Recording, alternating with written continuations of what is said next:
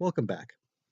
In this lecture, we'll talk about the second of the major moral theories of the modern period. It's a theory of morality advanced by a philosopher named Immanuel Kant in a work called Foundations of the Metaphysics of Morals. Kant himself is a very interesting person. He was born, raised, and died in Königsberg, which was Prussia at the time, but is modern-day Germany. He's one of the very most important period philosophers of the modern period. The modern period is roughly 15 to 1800. Philosophy is so old that that's what we consider modern. And he's really the main inspiration. He gives us really the best expression of what come to be called non-consequentialist moral theories. And there's some bits of terminology that we'll get to in just a bit. But first, a couple of interesting things about Kant. Kant himself was a very interesting person. He's a very sort of a rule-based, very particular person, had to have things just a very certain way. They used to say of him, they used to take his afternoon walk at the exact same time every day, and the people in Königsberg who knew him, they said they could set their watches by him, where he got at various times. He himself relays a story of, one time he missed his afternoon walk because he lost track of time while reading some of the works of David Hume, with whom some of the best sort of dialogues of the modern period. There's a lot of Kant versus Hume in a lot of things of that period. Kant also, I will have to say, was among the very worst writers in the history of philosophy. His writing is very disorganized. It is very unclear. He makes up a lot of language. He repeats himself in bizarre ways. And it's a testament to just how important and excellent his ideas are that people continue to take the trouble. Now, of course, you as a student won't really have seen the full glory that is Kant's very difficult writing for a number of reasons. First of all, the reading that you read is a translation out of German and into English. And I do, in fact, know people firsthand for whom German is their first language, the language they grew up speaking, and they prefer to read Kant in English, a second or even third language, because the translator has done so much work cleaning up the text in the process of translating it. The second thing is that the excerpt that is in the Schaeffer-Landau collection that you've been reading is reorganized. It's edited, it's cut, it's sort of pasted around, which makes it a lot more orderly than it is in the original. And so you might not have sort of picked up on some of the difficulty, but it is one of those things that Kant is notorious for. First, a note about some of the terminology that we use and that I will use and other authors will use to talk about Kant's moral theory. Kant's moral theory goes by a number of words. Sometimes people simply call it Kantian moral theory after the philosopher Immanuel Kant. Sometimes it's called deontology, and sometimes, and this is my preferred view, it's called non-consequentialism. Okay, and so here's the story behind some of these words. Any moral theory that does not appeal to the consequences of acts is called a non-consequentialist theory of morality. I feel like that's the most straightforward term. That is the term that I will tend to use. I'll occasionally slip up here or there, or use Kantianism, or maybe even deontology. Since Kant's theory is by far the most famous non-consequentialist theory, although there are many others, uh, uh, just as there are many subtle varieties of utilitarianism, it'll still tend to go by the name Kantianism or non-consequentialism. The term deontology is also often used. The word deontology comes from a pair of Greek words meaning that put together mean the study of duties. And I think it's a little silly calling only non-consequentialist theories deontological theories or theories of deontology, because really all moral theories say something about what people's duties are, including utilitarian theories. And so it just seems silly to me, and so that's why I simply use the phrase non-consequentialist moral theories, or sometimes simply Kantian moral theories. But you will hear people use all three of those terms, and they really do essentially, or most often, refer to the same thing. That is, a moral theory that does not appeal to the consequences of an action to determine its moral worth. In fact, that's really the keystone of what we're going to focus on first with Kant, is that he's opposed to consequentialist theories like utilitarian moral theories. And several passages that I want to sort of draw attention to, things that he says, some of which are in the excerpt reading and some of which are not, but you should draw your attention to anyway. First off, one of the things that Kant does say, he says, nothing can possibly be conceived which can be called good without qualification except a good will. Right? So this is one of those things that outlines one of the biggest differences between Kant's moral theory and a consequentialist moral theory like utilitarianism. And that is, a utilitarian theory, if you'll remember, won't really consider people's intentions in any way, good or bad. It only matters what happens as a result of their action. If the best possible outcome is the result of the action was the right action. And if anything other than the best overall outcome was the result, then it is not. Remember, that is the utilitarian view. And so if you imagine some supervillain trying to take over the world and destroy it or something, some like comic book villain, and then the comic book villain, by their actions, manages to bring some superhero out of retirement to save the day and bring about world peace. It turns out then that that villain has in fact done the right thing. The best overall consequences resulted from it. And yet, we'd really hesitate to call that a good action because there's not a bit of good intent. And so Kant really wants to be able to take intent seriously, which is what he means here by the only actually good thing is a good will. So some of what he meant by this is that you can imagine people being smart, you can imagine people being motivated, you can imagine people being all kinds of clever and sort of having good character and things like that. But if they don't use their powers for good, so to speak, then no good will really come of it. And so intent really does matter for Kant, and he's gonna have a theory that will account for that. And here's what he says. He says, a good will, then, is not good because of what it performs or affects, not by its aptness for the attainment of some proposed end, but simply by virtue of the volition. That is, it is simply good in itself and considered by itself. Okay, volition is a fancy word that means willing something or wanting something, right? And so it's about what people actually want, what they will, that makes their actions good or not. Views like utilitarianism, remember, begin from this idea that consequences matter to morality, and then they explore the idea that perhaps consequences are all that matter. Kant's view begins from the plausible view that intent matters to morality, and he will explore the territory that intent may be all that matters. And so for Kant, if it's not the consequences of an action that determine its morality, it's going to be something else. And so for Kant, reason, right, that is the faculty of reasoning as a sort of mental activity, is going to play a very central role. And in fact, he puts it this way. He says morality is really only a thing for rational beings. And so morality must ultimately stem from reason. This is just a bit of a fun aside. People who were writing in Kant's day actually were generally of the opinion that the universe at large was chock full of various kinds of rational beings and other sorts of creatures. They thought that other places than Earth were just full of life. They would have to be.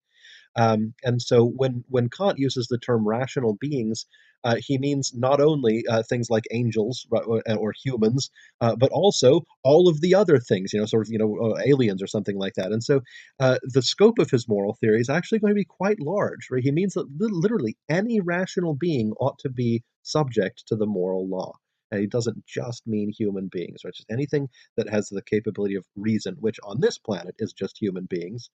Um, but I just wanted to note there that that's not, he didn't really consider being human the limitation here. And so what he is going to say is that morality ultimately does stem from reason. Also, reason works the same for everybody. That is, the same rational procedures always yield the same results, no matter who does them, so far as they do them correctly. And so, some examples of rational procedures are like the following. Let's see if you can complete the following sentence. If A is B and B is C, then what? You're probably thinking A is C.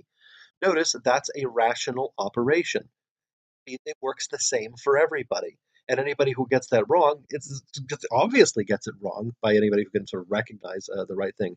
Um, 2 plus 2 is 4 is another rational procedure, right? As soon as you know what any of those symbols mean, you just get that, right? Again, it works the same for everyone. That's one of the things to like about reason. Now, here's the thing, though. Reason cannot at all tell us the outcomes of our actions, right? Reason doesn't actually see the future like in a crystal ball or something. We can use reason to try and anticipate the consequence, but reason will not tell us for sure exactly what happens as the result of our actions. But it can tell us flawlessly what kinds of actions that they are, what sorts of actions that we're doing. And reason, for Kant, controls the will. Right? The idea is that you decide to do things or you decide on things based on your reason. Right? You have some reason to do so. That you think through it. So Kant has some very interesting things to say about the relationship of duty and what he calls inclination. Right. So what he calls inclination is you could rephrase it as desire or so like something you want to do, something you're inclined to do. That's where we that's the root of the term there. And so we can lay out this nice little table as you see on the slide here. Uh, the idea is you could do things depending on various motives, either from a motive of duty or from a motive of inclination. That is, you could do something because you think you should, or you can do something because you want to do something. And then, of course, you can do the right thing, that is something that is in accord with duty, or you can do the wrong thing, which is something that is not in accord with duty. And so, some examples of each of these things are as follows. He says, so if somebody lies, right, tells some lies that would benefit themselves, right, we're all familiar with people who do that sometimes. He would say that action has no moral worth because not only is it the wrong thing to do, it's not in accord with our duty, but it's also not done from a motive of duty. It's done from a motive of inclination. It's something someone does only because they want to do it, not because they really think they should, right? They don't think it's their duty to lie. They just lie to benefit themselves. They lie because they want to. And so that's why that action would have no moral worth. The other action, the action, so even if you do something from a motive of duty, but it's not in accord with duty, that is, if you have misunderstood your own moral duty, still your action has no moral worth. Even though you did it for the right reason, you did the wrong thing. You did something that was not, in fact, your duty, and so, again, not the right action. But if you imagine somebody who, say, if you look over in the upper right, who tells the truth only to avoid having a bad reputation, right? But not because you think anybody actually deserves truthfulness from you. The idea is if you only tell the truth to benefit yourself, if you only tell the truth just because you want to, that also for Kant will have no moral worth. So even though you're doing the right thing there in telling the truth, you're not doing it for the right reasons. And so finally, he says the only action that's going to have moral worth is doing the right thing because it's the right thing to do, right? So it is doing the right thing only because you recognize it as your duty to do that thing. And so those are the only morally worthy actions for Kant.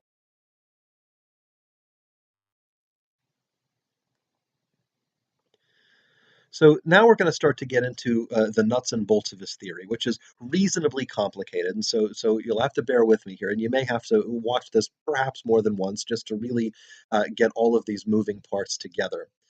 Um, Ultimately, Kant has a very complicated way of expressing what may be at heart some very simple ideas.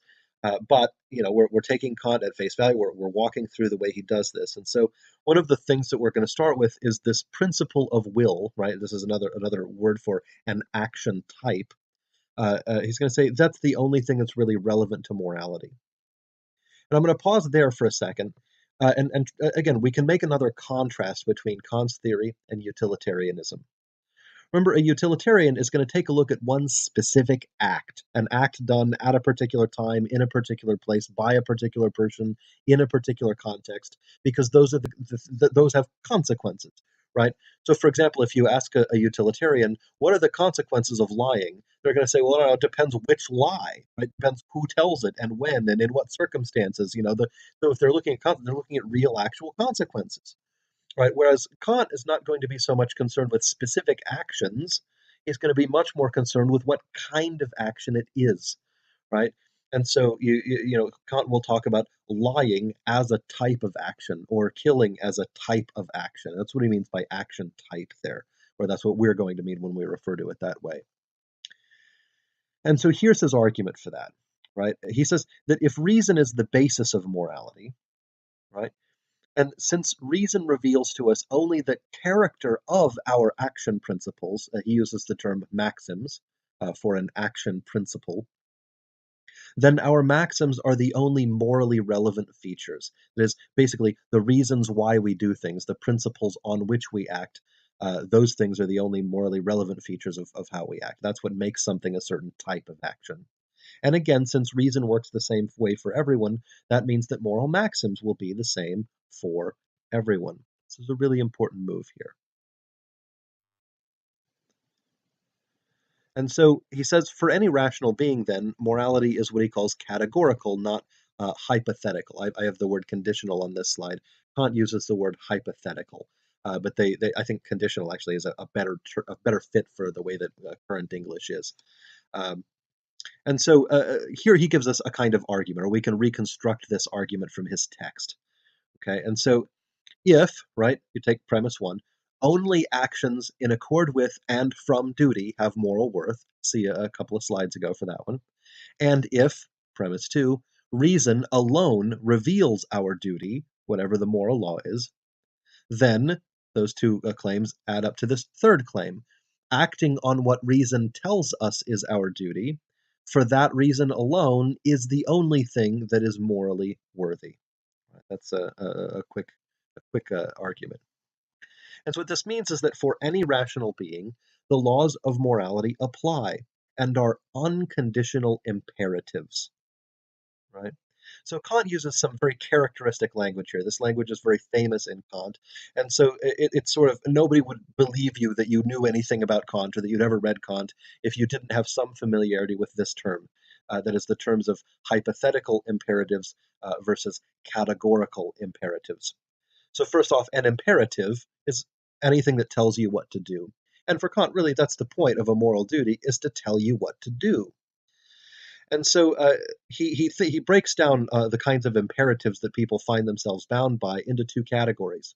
One of these is a hypothetical imperative, and that's what I refer to as a conditional imperative. It's binding only on someone with a certain desire that not everyone would necessarily have to have. And so, for example, if you desire academic success, well, then you'll do your reading very carefully. Of course, not everyone might have the desire to be academically successful. Likewise, if you want to be the best pole vaulter in the world, you've got to practice pole vaulting quite a lot. Now, of course, you might not want to be the best pole vaulter in the world. So the idea is that on the condition that that desire does apply to you, then it tells you what to do. But you don't necessarily have to have that desire. A categorical, or you might say unconditional, imperative is binding on all beings simply by virtue of being in a category. That's one way you might explain his use of the term here. So, for example, like the category of rational beings. The idea is that the moral law applies to all rational beings just because they're rational, because it is reason that reveals to us the moral law, and being able to understand the moral law means being bound by it. And so Kant thought that there was one moral law, and he calls this moral law the categorical imperative, right? And the way he states it, he says, here's what the moral law is. He says, the one moral rule from which we can derive all other statements of morality, like the whole burrito, everything that you should do and shouldn't do comes from this one universal law. And he puts it this way, or at least in translation puts it this way: act only on that maxim by which you can at the same time will that it should become a universal law. Very famous phrase in Kant, and it requires a lot of unpacking. First of all, I want to draw your attention to a couple of really important words in this statement. The first of those important words is the word maxim. Remember, we mentioned this a couple slides ago. A maxim is a kind of action principle. right? It's the reason why which you do something, and it's a very typically Kantian term here. They mean something very specific, and you kind of have to get used to how he uses that as you read through the text. There's really no replacement for having to read through the text very carefully on this one.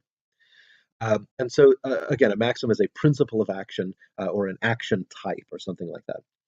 And the most important word actually in this whole definition, the one that can prevent you from doing one of the many common misreadings of Kant's universal law statement, is the word can, right? As an act only on that maxim by which you can at the same time will that it should become universal law. And Kant means can in the sense of logical possibility. He means in the sense of, it's logically possible. It doesn't result in nonsense for you to will that something be a universal law. So let's talk a little bit about how this works. As an example, right? If everybody can logically act on some maxim at the same time, then that maxim is a permissible one to have. If it is not permissible if not, right, if it's not universal, then it is not permissible for you or anyone else. So let's take a look at this phrase and see how it might work when we look at it, how it applies to some cases. Okay. First thing we want to note here is that what he's asking us to do, when we pay enough attention to those important words, that this isn't consequentialism.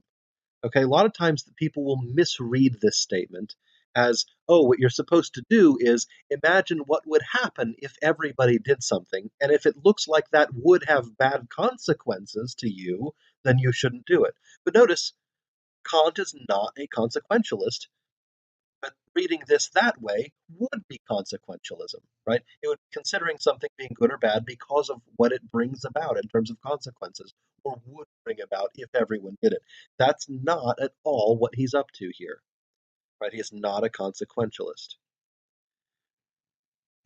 Another common misreading of this is to read it as saying basically the same thing as the golden rule. You actually hear this one a lot from people who even should know better. Uh, Shaver-Landau goes through how some of these ideas do inspire Kant, but it's important to note these aren't, in fact, what he says. They of course, very well may inspire this kind of a statement that he makes, but they are not the same. Okay, the Golden Rule says that you ought to treat people the way that you would want to be treated. Now, here's the thing about Kant's universal law imperative. It doesn't really have anything to do with anybody's preferences, right? It doesn't say act on that maxim by which you would want to become a universal law. It says act by that maxim by which you can. You can logically will that it become universal. And so, with some of these misunderstandings out of the way, let's get a closer look at what. So, imagine this. Imagine somebody says, I will take what doesn't belong to me as a maxim. Now, consider making that universal. If everybody simply took what didn't belong to them, then the very concept of belonging, the concept of property at all, would cease to have any meaning because, I mean, nothing would belong to anybody if everybody just took whatever they wanted, right? The sense of belonging would have no meaning. And so in that case, nobody could even take what didn't belong to them because things wouldn't belong to anybody. And that's the sense in which it would be logically impossible to will that maxim, I will take what doesn't belong to me, as universal. And so, Kant says, that could not be part of the moral law. Because again, the moral law is going to be for the same for everybody, and whatever can't be the same for everybody can't be one of the moral rules. In fact, here is an argument for just exactly that claim. He starts off with the premise that reason reveals moral law, moves to premise 2, that reason works the same for everybody, and that therefore the moral law then is the same for everybody. Now we can move on. We can use that conclusion as the first premise in a new argument. That new argument goes this way. It says the moral law is the same for everybody. And maxim X, whatever that maxim be, cannot be held by everybody. Therefore, maxim X cannot be part of the moral law. So that is that any maxim that can't be held by everybody can't be part of the moral law.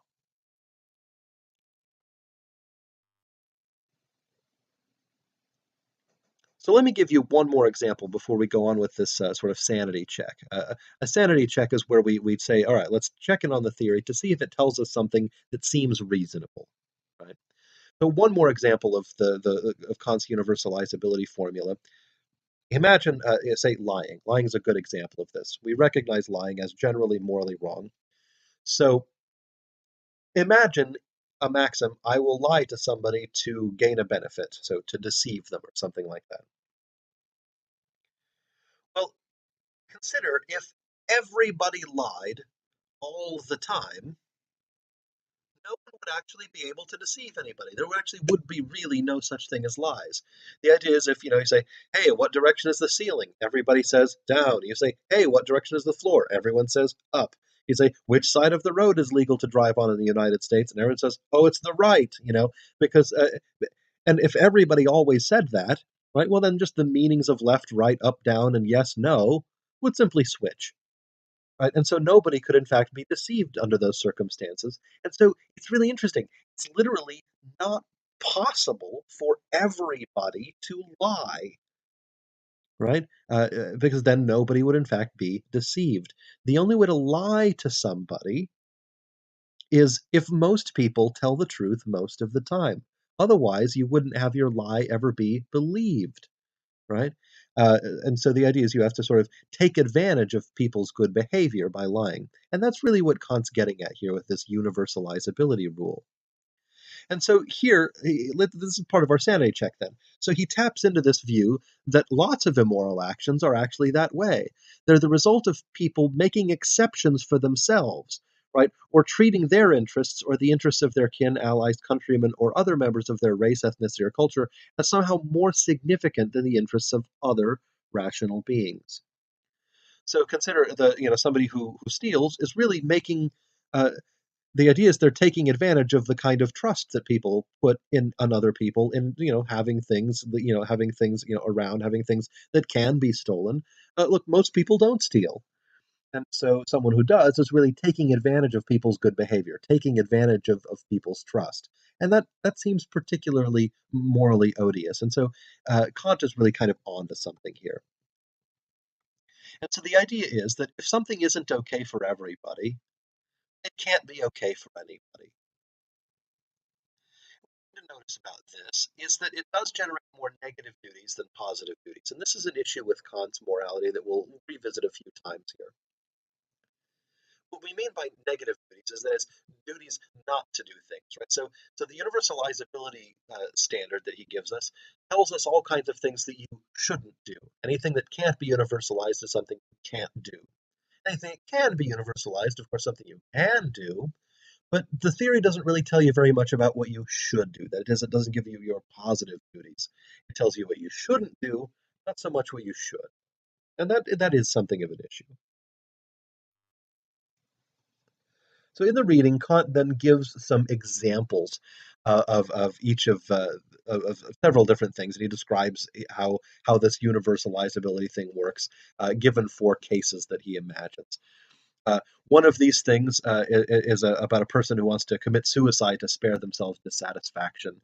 And he explains how that fails universalizability, because to use the very principle that seeks to improve our life, to end it would soon mean that there is no satisfaction because no life. So he wants to say it's literally not possible to have this maxim that this person who wants to kill themselves has.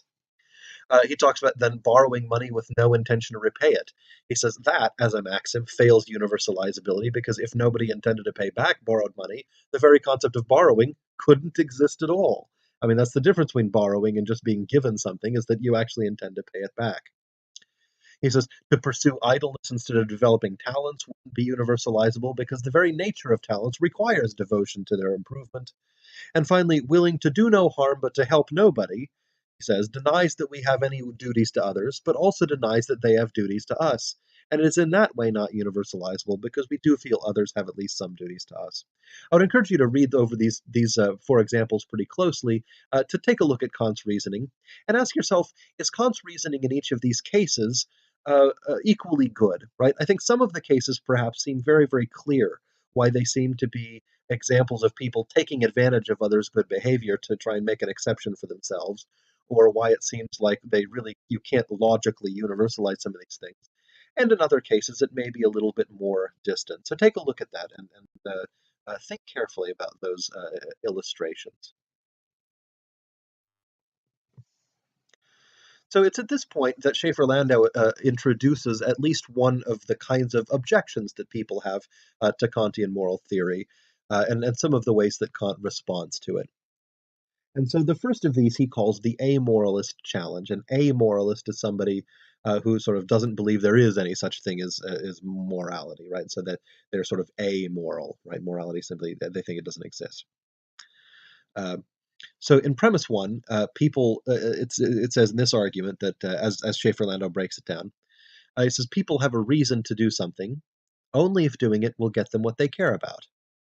And in premise two, he says doing their moral duty sometimes fails to get people what they care about, and so therefore sometimes people lack any reason to do their moral duty. And so this, as a challenge to Kant's moral theory, is a challenge about moral motivation, about why actually do the right thing. And the utilitarian will tell you, oh, the reason to do the right thing is because the right thing, by definition, has the best overall consequences, and who wouldn't want that?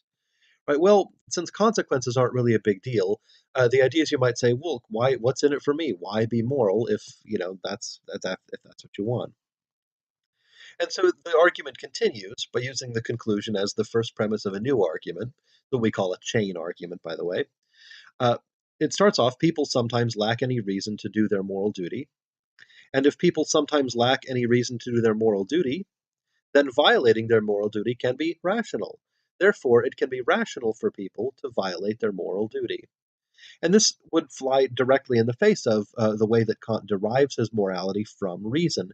He feels like reason, in any, like he said, any rational being would be able to recognize and appreciate the moral law, and therefore then would be bound by it. But the amoralist says, look, somebody can be rational and not follow the moral law. In fact, have no reason to follow the moral law. You want to say it can be rational for people to violate the moral. Kant's reply is going to go something like this. And again, Schaefer-Landau breaks it down in this way. He uses the premise, if you are rational, then you are consistent. Premise two, if you are consistent, then you obey the principle of universalizability, this that Kant outlines earlier. And premise three, if you obey the principle of universalizability, then you act morally. And so therefore, the conclusion is, if you are rational, then you act morally. And the true contrapositive of that conclusion is that if you act morally, then you are, or immorally, sorry, then you are irrational.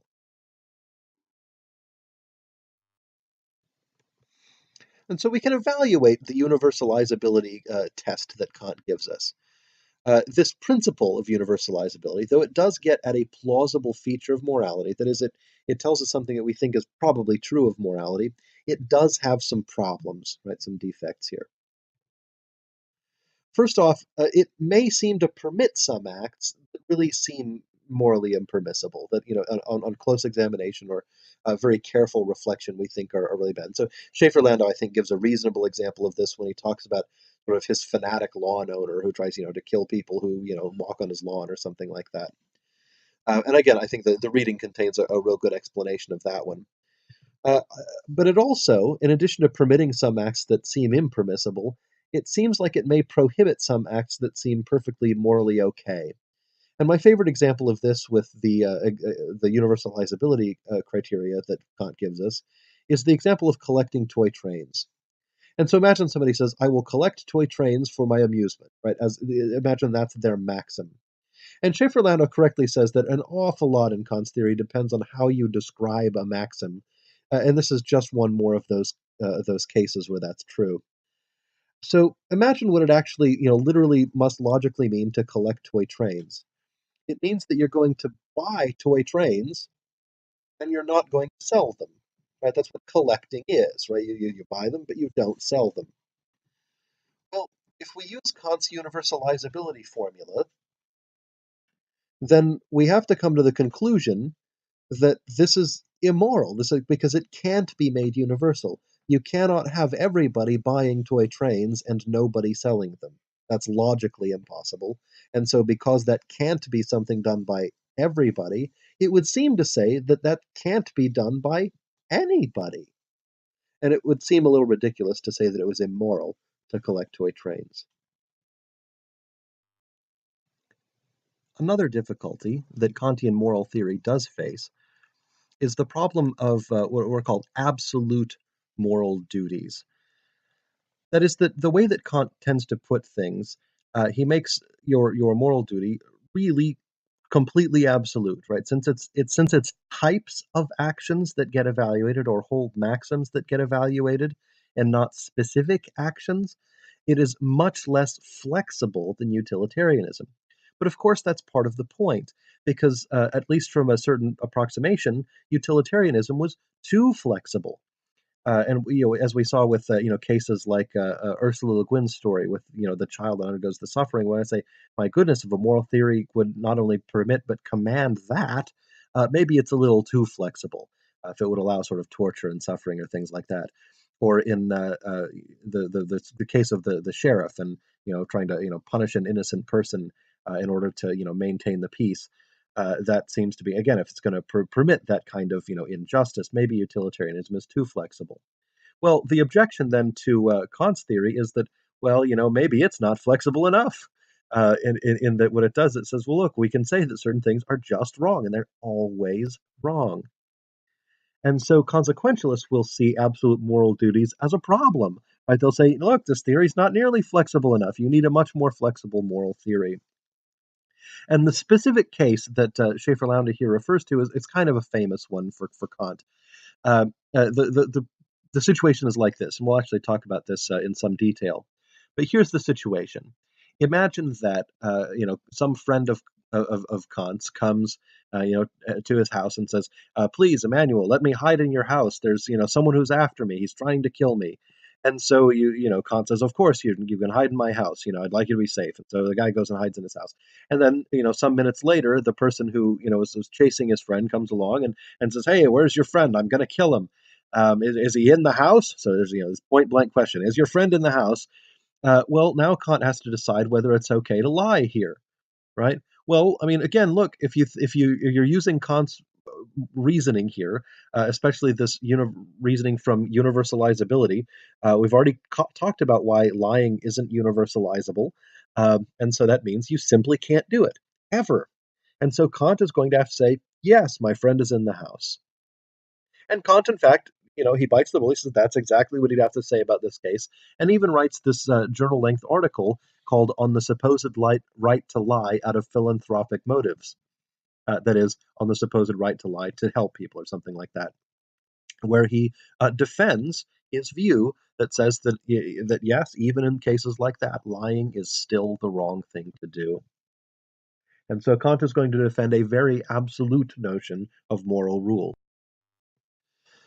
But I think that Schaefer-Landau doesn't quite give this view, this argument of Kant's enough credit. I don't think he goes through enough detail. I think it's really worth seeing. I think it's very interesting the kinds of reasons that Kant can give for lying, even in that kind of very extreme case, where I think most people would say, no, no, no. In that case, you can lie. You're trying to save someone's life. What's more important, the truth or someone's life? And Kant is going to say, look, no, this is not about that. It's really about lying, and lying simply being wrong. Period. And he'll say this for then other kinds of immoral acts as well.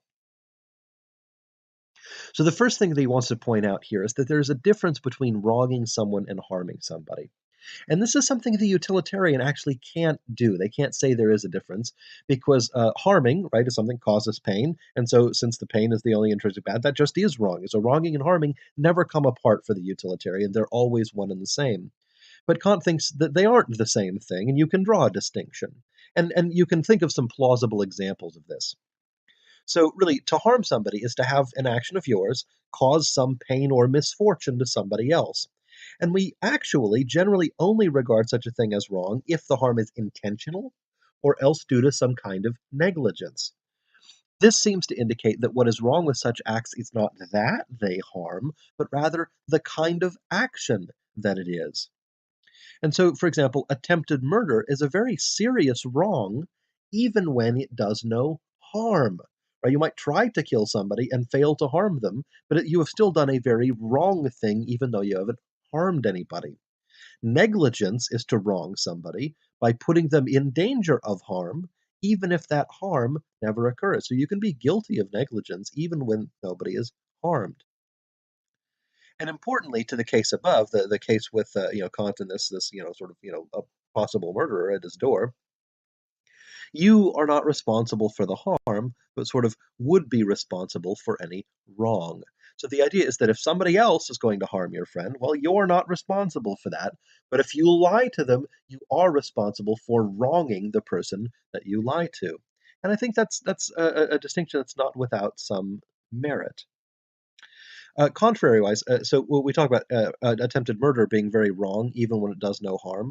But notice harm and wrong come apart the other way too. Imagine that you run this really wonderful business and have the best customer service in the world, and so you put a rival business out of business, right? Well, that certainly harms the other business, but certainly doesn't do anything wrong. You may have harmed somebody in that case, but have not wronged them. And so wrong and harm really should come apart, according to Kant, and that does make at least some sense. And the second thing that he talks about is that when you lie, you do in fact harm the moral law generally, right? And so he puts it this way: he says most legal codes only regard it as illegal a lie that does harm to the person lied to. And he says morality is a lot more thoroughgoing. Even if a lie does not harm the person who is lied to, or even helps yourself or someone else, it does damage to moral duty itself. The phrase Kant uses here, he says, it vitiates the very source of rightness. Uh, I mean, what he means by this is that there's a kind of moral fabric to society. This idea that we can only have a society at all if there's a certain amount of trust that we can have with each other, and that every time you lie, you do some damage to that trust, and that damage is very real. You might want to say, look, in this kind of a case, what are you damaging? But again, I think he's worth taking seriously in that I think he's right about there being a kind of moral fabric that really does have to be preserved and preserved intentionally. Uh, and so this a third reason he gives, he says this. He says lying is an attempt to manipulate a situation in a way that telling the truth isn't. And so Kant thinks it's plausible, as some legal codes have it, that if a lie of yours is causally responsible for some bad consequences, now you're actually responsible, even if you never intended to be responsible. So imagine this, right? So you tell your friend they can hide in your house, and then then comes the person who's after them trying to kill them, says, "Hey, is your friend in your house?" And you lie to them. You say, "No, he's not in my house." And they, who know that you're a scrupulously honest person, who would never tell a lie, who would never violate the moral law, they believe you. And so they go on around your house. Well, meanwhile, your friend who asked to hide in your house thinks to himself, my gosh, if the guy who's after me just comes and asks him, well, he's going to tell the truth because he's an honest person. He takes the moral law seriously. He would never violate the moral law. I better get out of here. So he starts slipping out the back window and gets out the back window just as the guy who's after him comes around the corner of the house and ends up killing him. Well, now the person who told the lie is in the causal chain that led to their friend's death. Now they're responsible for it. Whereas if they had simply told the truth, whether their friend had died or not, they in fact would not be responsible. That's another of Kant's interesting reasons here. And finally, Kant, well, not finally, but nextly, Kant says he sticks to his guns. He says, look, consequences just don't matter to morality no matter what you think, no matter how severe the consequences. And he puts it this way. He says the fact that the same action, telling the truth, also might cause harm, but not wrong to somebody, is an accident of the case. That is, the particular consequence of each token act don't change the moral status of that action type. It may be the case where sometimes a lie really will benefit a lot of people, and sometimes the truth might harm a lot of people, but that's just not what makes something right or wrong. It's about what kind of action it is. And since lies are not universalizable, they are not right, even if they happen to benefit some people sometimes, or even if the truth might happen to harm some people sometimes, still the right thing to do. And so, if the reason that it is right to tell the truth is not because it always benefits everyone, then the fact that it sometimes harms is not actually a reason not to tell the truth. And so, another way to put this is that actions, for Kant, ought to be free of what we call resultant moral luck. That is, that when you do an action, whether it turns out to be the right thing or not, should essentially be in your control. You should be able to control whether you do the right thing or not.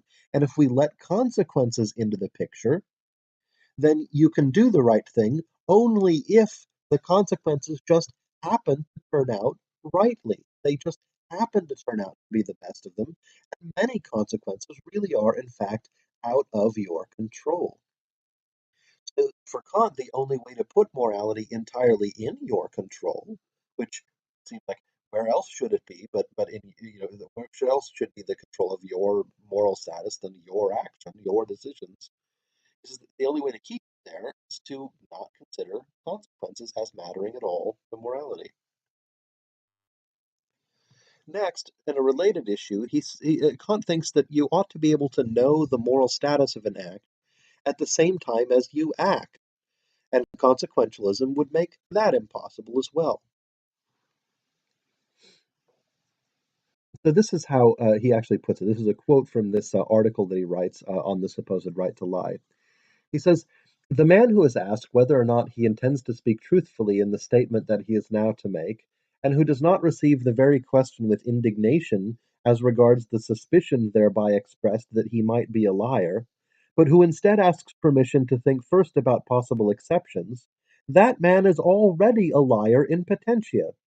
This is because he shows that he does not acknowledge truthfulness as in itself a duty, but reserves for himself exceptions from a rule which by its very nature does not admit of any exceptions, inasmuch as to admit of such would be self-contradictory." And pay attention to the very specific language of this. Notice he says the lying itself, he says, is not universalizable. He says it by its very nature it doesn't admit of exceptions. If you tried to make it universal, it would be self-contradictory. If everyone lied, essentially nobody would be lying, and so that's the sense in which making it a universal law would be self-contradictory. This is just the kind of reasoning we've talked about previously in this lecture. And so what he's saying is that you ought to know right when you do something whether it's moral or not. And consequentialism doesn't allow that because all consequences happen after the act is done, not before. You can do as well as you can to try and anticipate the consequences of your actions. But for Kant, he says the thing is you should just know by running through one of these rational procedures like universalizability whether some act is permissible or impermissible before you do it.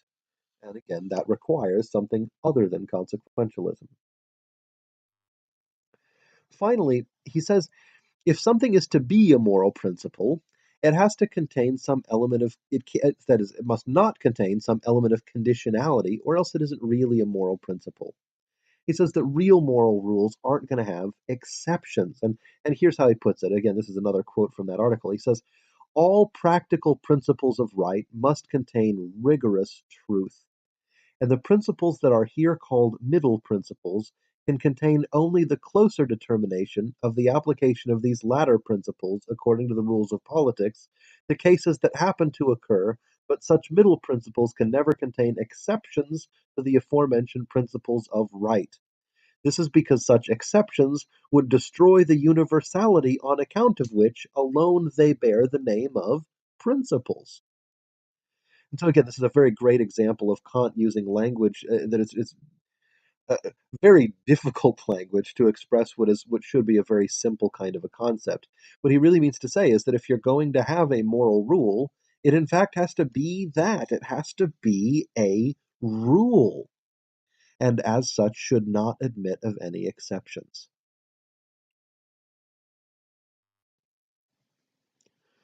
And so that leads to a different difficulty that you might point out with Kantian moral theory. And that is that, like the previous case, for example, it may simply involve conflicts between duties. And this is something that Kant doesn't really anticipate. Because for the most part, he says that there's really just one kind of moral rule. That is, you apply this procedure, this universalizability procedure, and if something cannot be universalized, then it cannot be done, right? Then it is immoral or something like that. And beyond that, that's all. He thought there was one moral principle that could sort of get it all. But it does seem as if there are cases in which we really do have more than one duty, and that those duties can come into conflict.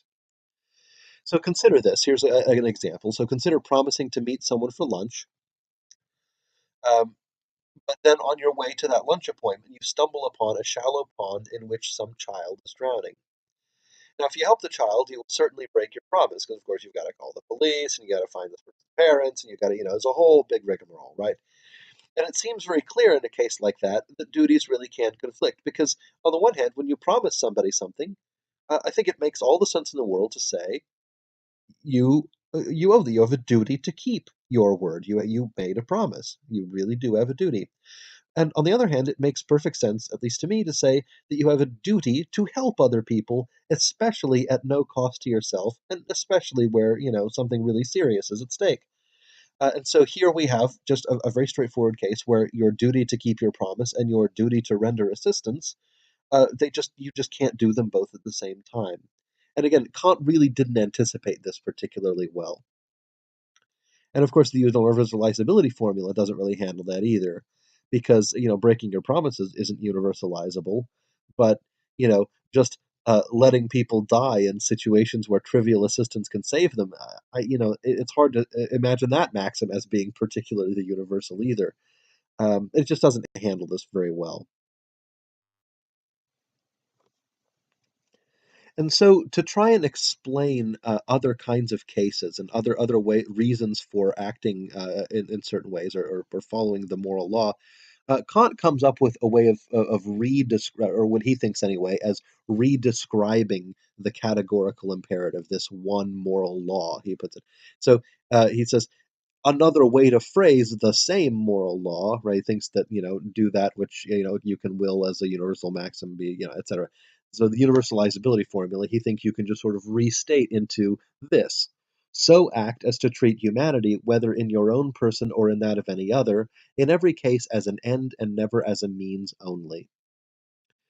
Again, Kant seems to think that saying that first formulation of the categorical imperative and the second formulation of the categorical imperative, the one that's here, are really just two different ways of saying the same thing. And really, most people who have read Kant don't agree with that. They think that no, these are really just two separate, different statements of the principle, or these are two separate moral principles, each of which has its own support. I'm of that mind, certainly. I think that these are just two different moral principles. But one of the things that people often well, it's really going to depend on which Kant interpreter you read, where Kant sort of re-explains the categorical imperative between two and something like seven different ways. Again, depending on which Kant interpreter. We're really going to just focus on just these two, but despite the fact that Kant thought he said he was saying the same thing twice, it's probably not accurate. He really was probably giving us two real, moral principles. And this is the second of those, right? It is as follows. The translation out of, again, this sort of this Kantian verbiage basically says this. This is, don't treat people like things.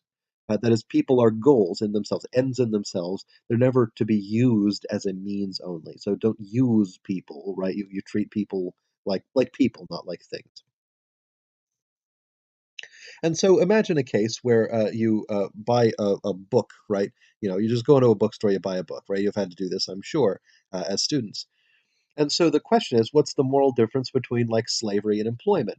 So imagine buying the book from the slave of a bookstore owner who's working as the cashier versus buying a book from a bookstore that employs the cashier. It appears that the first case is one of using the person as a means only. All they're there for is to facilitate your transaction, and that's all. Their preferences, their views, their will is not taken into account at all. But the second, the person who's employed by the bookstore, even if they might rather be doing something else, they really are there of their own free will. And while you are using the person as a means of carrying out a transaction, it doesn't mean you're using that person as a means only, right? The idea is that they are there due to a freely struck bargain, something that they actually agreed on. And of course, they're being compensated, they're being paid in some way. And so there's all the difference in the world between one of those things and the other. One of those things treats people like things, like property. The other thing relies on people's own autonomy to sort of lead them to choose one thing or another. And so violating someone's autonomy in some particular way, trying to treat them like the thing, that's going to be immoral for Kant on this formulation. And so again, a quick sanity check on this second principle of morality that Kant gives us. Certainly, the concept of treating people as ends in themselves does tally with some very good moral principles, some things that we think are probably certainly true about morality. First off, some of the worst violations of morality that we can think of usually involve treating people like things. They are sort of dehumanizing in a way. Things like rape or slavery very much treat people like things. And so, this notion then of a person's being essentially worthy of respect, and that's really the idea that underlies all of our ideas of universal human rights. And this is pretty important. This is an important thing we might want to get out of a theory as some sort of justification for universal human rights. Whereas try and get something like a declaration of universal human rights through a utilitarian calculation, because again, remember the utilitarian is too flexible for that. They're not going to say that there's anything that's really universal about the way that morality has to operate. It's going to depend on its consequences. Whereas Kantian moral theory is going to be much more comfortable saying that, look, because other rational beings are rational because they're subject to the moral law, you have to respect their autonomy, you have to respect their will, and you cannot treat them like things. You can't manipulate them, you can't, use them. The idea is they have to be able to make their own choices the whole time. That seems right. So here's a third trouble, right, that Kant tends to have, and that is in defining the scope of the moral community. That is, who do the rules apply to and why? And so for Kant, if reason is supposed to be the thing that provides the moral law, then it seems like anyone who does not have the full use of reason would not really be part of the moral community. That is, the moral law doesn't apply to them either as an actor or as a subject of action. And so this is really troubling when you consider, say, small children, animals, and those with very serious mental disabilities. It seems right to say that they are part of the moral community. That is, we should consider children, animals, and those with serious mental disabilities in some way. But in Kant's view, they technically don't seem like they really are. Kant's view certainly appears to exclude people like that because of their lack of the full use of reason. And so Kant himself did consider this objection, and he was really bothered by it. I mean, he didn't think that was certainly he wasn't happy with his outline sort of leading to that place where he would have to say something like, "Well, no, there's rational beings, and then there's everything else, right?" But that does seem to be a natural part of his view. In a sense, morally speaking, there are rational beings which are morally to be considered, and then there are things that are non-rational, so they may as well all be rocks. And that means that you have to treat small children, animals, and the mentally disabled as essentially as rocks, morally speaking. And again, it didn't seem right to him, but he couldn't really come up with a way of dealing with it. In fact, his attempt to deal with that kind of trouble that he has with his theory was pretty lame. He argued that we should not mistreat animals, children, etc., because it would make us sort of brutal in our treatment of rational adults. It would desensitize us to this sort of problematic behavior. The reason it's a lame response is because if there wasn't actually anything morally wrong with mistreating animals or children, there really would be no reason why such behavior would create a bad habit or a bad precedent. Right? After all, we don't think that kicking rocks too much makes it more likely that you'll start kicking people. And so that's again, it's just not a very good response. And it did reveal that he, as a person of conscience, he was aware that his theory seemed to have this kind of a defect. Was a little bit unclear about how to fix it. And so, uh, for our purposes, we can put some words into his mouth. We can fix his theory for him. And this is generally a good idea. Whenever you criticize an idea, you should try and fix the thing you're criticizing first. Because the idea, you're going to actually make intellectual progress when you try and address the very strongest version of a view that you might happen to disagree with. And so, one thing that Kant could do here to try and respond to this trouble, which is a really big trouble for him, is that he needs to make explicit some an assumption that he makes implicitly, sort of silently, namely this: there really is a difference between what we call a moral subject and what we call a moral agent. A moral subject is something that can be the subject of a moral act. That is, it can be morally wrong. So, for example, if you kick a dog or something like that, that's doing the wrong thing to the dog. The dog can be wronged in that way, and so in that sense, a dog can be a moral subject. A moral agent, on the other hand, is something that can themselves do right or wrong because they appreciate the difference. And this is something that your typical dog does not really do. In general, when you say good dog or bad dog, you don't mean morally good dog or morally bad dog. We don't typically think that the dogs have the capability of appreciating moral categories, though it's still wrong to mistreat them. Right? So they're moral subjects, but not moral agents. And you can say similar things about children and about adults with severe mental handicaps. So Kant's theory does explain that the use of reason is what makes something a moral agent, and that does seem reasonable. However, his assumption that the use of reason is also what makes something a moral subject is what's really doubtful. Because it seems like there are plenty of things we could say, if you walk up and kick a chicken, you have done wrong to the chicken, even though the chicken doesn't itself appreciate the categories of morality, or at least if it does, we're just radically wrong about the lives of chickens. But so this is the other thing. The utilitarian, which is this is really odd duality here. The utilitarian has this really great explanation for what makes something a moral subject. That is, that it feels pain. So because the dog feels pain, that's why it's wrong to kick the dog, because it would hurt the dog, right? And so it's very easy for a utilitarian to explain why people are moral subjects. The trouble is that the utilitarian uh, has a hard time describing what makes something uh, a moral agent. Is it anything that can create consequences? Well, look, rocks can create consequences, but we don't want to call them moral subjects. So again, utilitarianism has this bizarre notion of not really being able to define a moral agent very well, whereas Kant's moral theory doesn't do all that great at defining what a moral subject is. So again, a very interesting duality between the two major theories. And so, to summarize here, we've seen a very interesting thing. So, this has been a little bit lengthy, but that's just the way that Kant is. Kant is kind of complicated and arrives at some very interesting conclusions.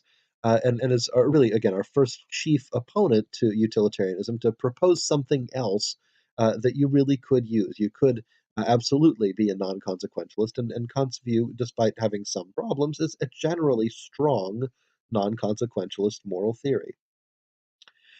And so, first thing to remember is Kant's morality is in fact a non-consequentialist view. This is the one of the big differences it has with utilitarianism.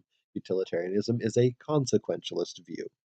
Also, utilitarianism considers individual token actions, right? While Kantianism, or a sort of non-consequentialist moral theory, will consider the moral status of types of actions, not specific token actions. And so Kant's moral theory works as follows. It's reasonably straightforward, perhaps not exactly as straightforward as utilitarian moral theory, but the idea is this: he gives us two rules that you could use, you could apply to a variety of circumstances. One of those is to see if your maxim can be made universal, and if it can't, you can't do it. That is morally unacceptable. And second is, does whatever you're doing treat somebody like a thing? Does it ever use somebody as a means only? And if it does, you just can't do it, right? That's going to be the wrong thing to do. Now, of course, Kant does run into some problems.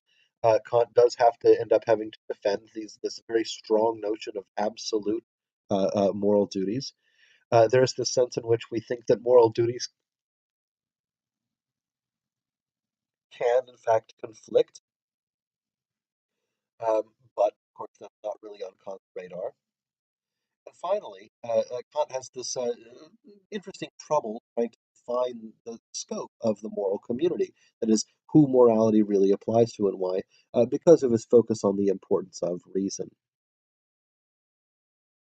And so, with all that, I want you to consider Kant as this as a very interesting and honestly viable moral theory.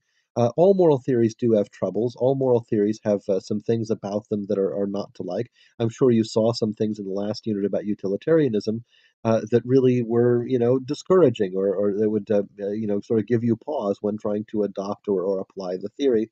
But it's central insight that things ought to be made as good as you can make them. That really does seem to get at something that we really do consider to be important about morality. And again, despite some of the very specific defects that Kant's moral theory has, it does get at a couple of things that any moral theory should probably get at. So, first being this, that it seems wrong to take advantage of others' good behavior. That is, if something can't be a rule for everybody, it really shouldn't be a rule for anybody. And also this notion that you shouldn't treat people like things. Again, these are two very, very bedrock kinds of moral principles. That if you're going to, if you're going to do something with morality, it seems like those things would make some sense to do. And so that's Kant's theory.